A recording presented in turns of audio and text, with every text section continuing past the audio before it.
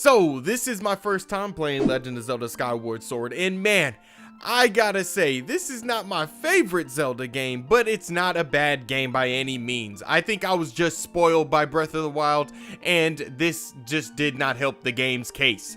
But when I put my Breath of the Wild bias to the side, this game is actually pretty good.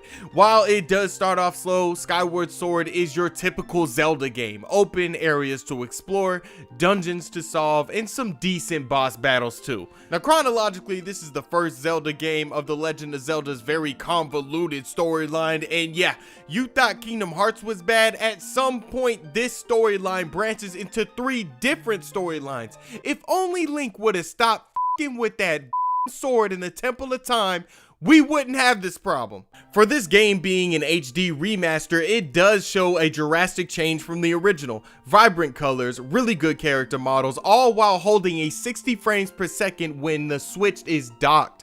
The only issue I have is some of the textures have gone untouched and just look very low quality. Gameplay wise, Skyward Sword is all about open areas to explore and dungeons that are all about giving you new items to solve puzzles. I mean, you know exactly what you're getting with this game. We also see that there are some mechanics that are used later for Breath of the Wild, like the stamina bar and the glider. Coming off of playing roughly 80 hours of Breath of the Wild, these mechanics felt very familiar. I gotta say, the combat is a bit hit or miss for me. I don't care too much for motion controls, and having to constantly use the LZ button to straighten up my camera gets kind of annoying after a while. But the game does use the directions of your swing as a tactic within combat. I like that because instead of just hacking and slashing, you have to know which direction to swing to land your hit on your opponent.